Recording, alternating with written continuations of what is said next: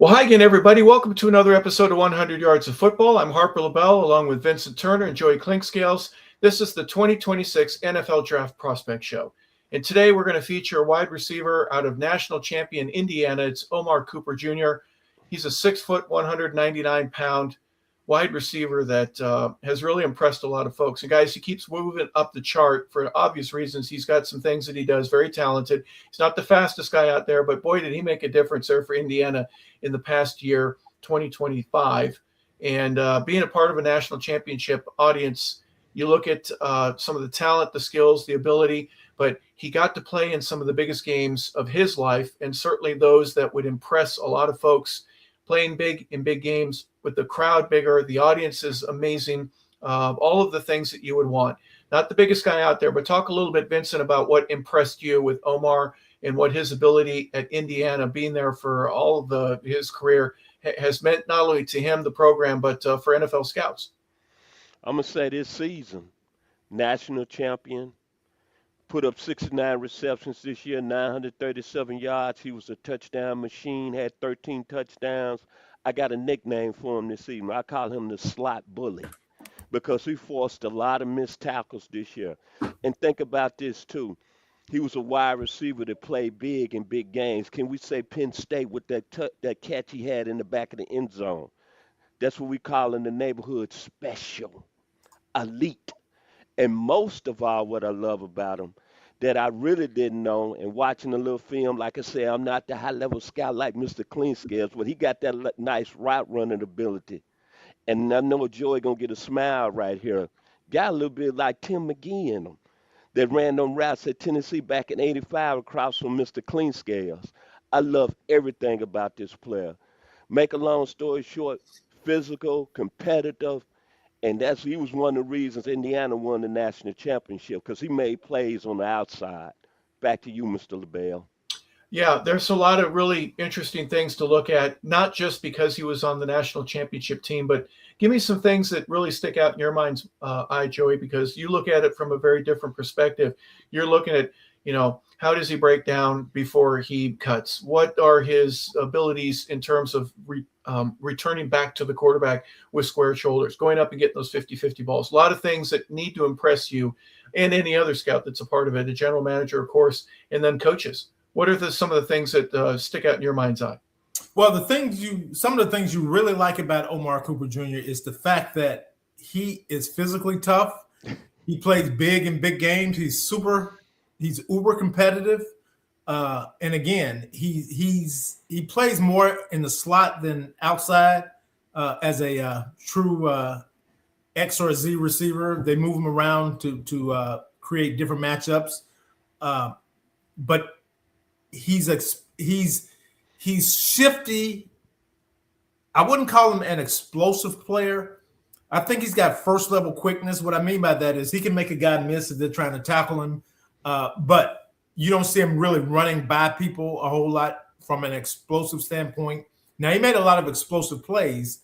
And in NFL lingo, an explosive play is usually a play that's 15 yards or more. So he had a lot of explosive plays without necessarily being an explosive player, a sudden change of field kind of player, but who can win with his speed. Now, he ran faster at the combine. He ran 4.42. His measurements were he was 6 foot, right at 6 foot, 199, arm length of 34 and a quarter, hand size of 9 5/8, which is almost a 10, which is pretty big for a guy his size. And he ran 4.42, had a 37-inch vertical.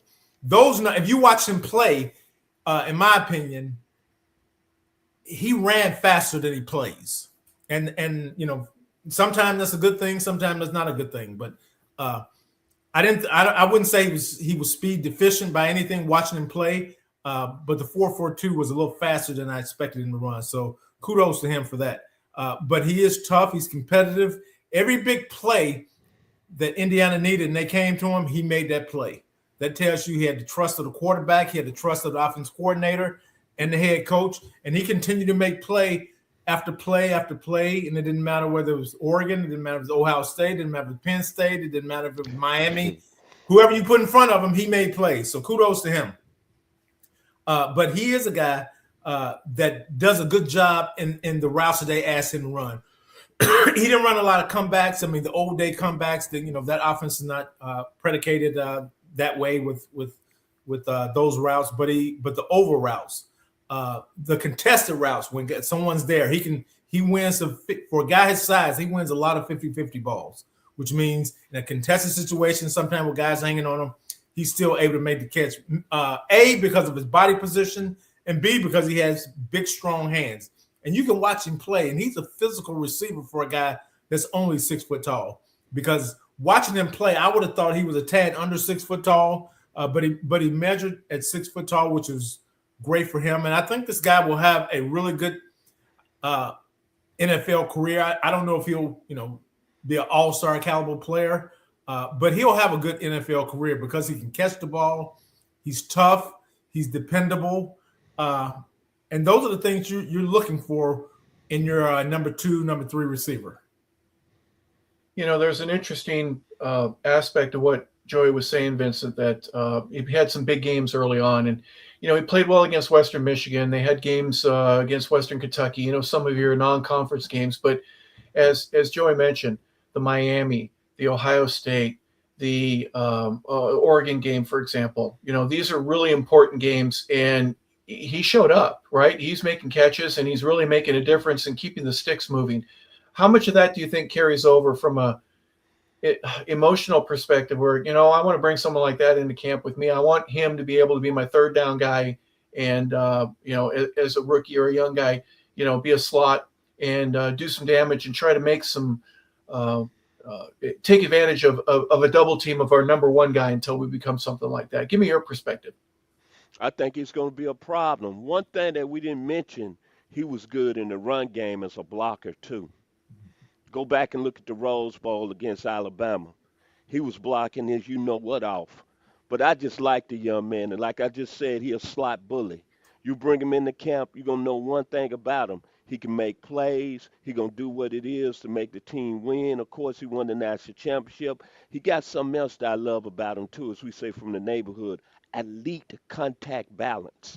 That means he's hard to tackle. You got to put really that wood on him, or he going to bounce off and keep making plays, yards after catch. And to me personally, got a little bit of Debo Samuel in him. Back to you, Mr. LeBel. Yeah, a lot of talent. The speed that you brought up a little bit earlier, Joey, one of the things that do you play fast in terms of your 40 time? I'm not so sure if that means as much as do you create separation on game day? And do you get open and make big plays? Those to me are intangibles that are much more important than what your 40 time is. I think he showed and proved throughout the course of this past season that he has both of those. Without question, your play speed is a lot more important than your 40 speed. If that weren't the case, then there'd be a bunch of track guys on football teams. But there would. Yep.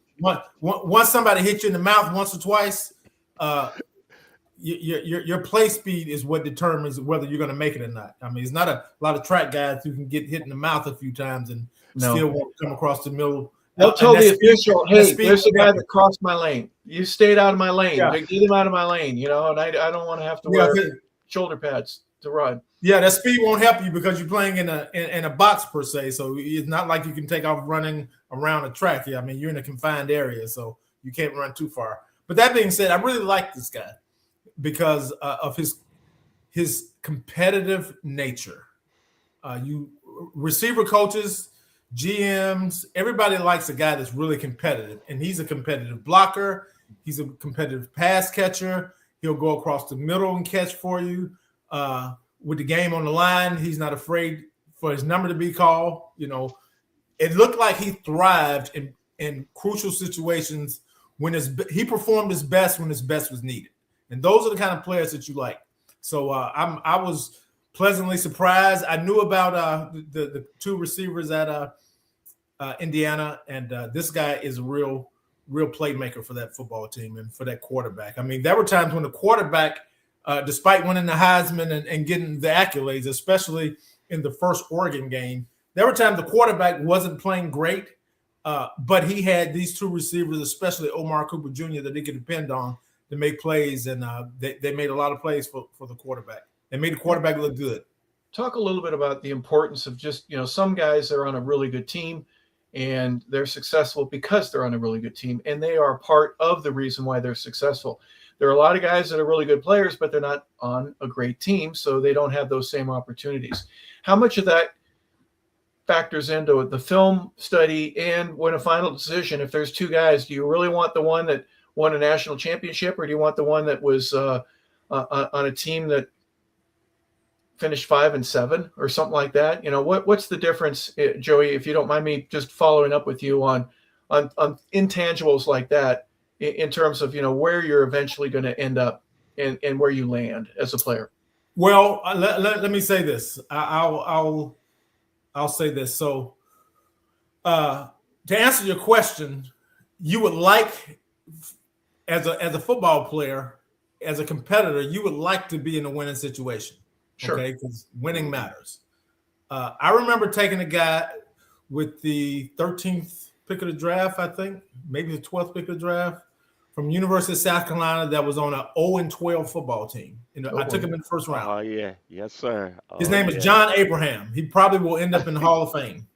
Okay, so you can't always help your surroundings where you are, but the only thing you can control is what you do. That's in football and that's in life. You can control what you do. John Abraham controlled what he did, which made him a first-round draft pick, which I think he finished his career with like 126 sacks. And Omar Cooper Jr., who is a really good football player on a really good team. So that means that everybody bought in. Sometimes you're on a team where some of the other guys don't buy in, and the record shows that they didn't buy in. But you can control what you do. You can control your work ethic. You can control your habits. You can control getting up early. You can control going to bed late. You can control how much you party. And those are the things, the discipline that you have as a football player and as an athlete are the things that will not only get you in the door, but help you succeed. A lot of people have talent, but talent will only get you in the door. Vincent, a lot of great things that we've talked about. What are some of the weaknesses or things that you think Omar needs to work on? I'm thinking his separation is good. It could be better. His route running, the passing tree and being able to complete that. Different things that you mentioned how good he is as a blocker. I'm just going to say it. Everybody can always be a little bit better. There's some folks that go, he should have held that block a little bit longer. So a lot of interesting things that we can look at. But what are some of the things that Omar needs to work on? I think just getting adjusted to the game. Coming from Indiana, obviously he's been under a great head football coach. We don't have to say his name. Turned around a program that is known for basketball. That had only 2 or 3 winning seasons in their whole college football history. Last time they've been to a major bowl was 1967 against USC. I think the only thing that I worry about, Mr. Omar Cooper, him making an adjustment and getting with the team that he can fit into their scheme, because one thing about him, he's competitive. Y'all know yourself. Both of y'all played in the National Football League, Mr. LeBel and Mr. Clinkscales, and being ready to go and being mature to be able, when that training camp and he gets his contract signed, being able to go. And I think we're not going to have to worry about that. Because one major point here, he was at Indiana the first 2 years before anybody even know he played football in Indiana. Then my man, the Italian stallion out of Pittsburgh, Kirk Sandetti, came in and changed that program around. In 2 years, he's a national champion. I don't think I have to worry about no more about Mr. Omar Cooper. Only thing, he'll make an adjustment when he gets into the league and continues to doing what he's doing. And it's being a special football player. Because remember, his first 2 years in Indiana, they didn't win nothing. Back to you, Mr. LeBel. Nope, they were high and dry looking for Vince, and then everything changed 2 years ago, and he was able to take advantage of it. Joey, some of the things that you think that he can work on, for obvious reasons, the combine's over. He'll have a pro day, but between now and the draft, and then obviously when training camp gets put in place for him, what are some of the things that you think some of the coaches are going to go, all right, good, but let's get it better. Let's improve. Well, I think they all can get better, and he's one of those guys. I mean, his suddenness, he can improve his suddenness. He can improve his ability as a returner. I think that's going to be a valuable tool for him to prove that he can either be a kickoff returner or a punt returner, because that's going to get him on the field a lot quicker. But he's tough enough to be a teams player if needed. Again, if he's smart enough, which it appears that he is, he can obviously be on the field on third down, running across the middle, running the China routes and what have you. I mean, he's athletic enough and he's got enough being in his lower body to get in and out of routes quick enough. You don't know if he can be a true X receiver. There have been very few guys. Well, there have been a few guys his size. I was thinking about guys like Hines Ward, who was 6 foot, 5'11", 6 foot, similar size, tough guy. This guy has better straight line speed, but Hines Ward was really quick and he was effective in that way. Antonio Brown was 5'9". This guy's faster. Antonio Brown ran 4.57, but coming out of Central Michigan. But you never know that because of his football speed, the way he plays. Right. And Antonio Brown is one of the few guys who was under 5'10" that played X receiver.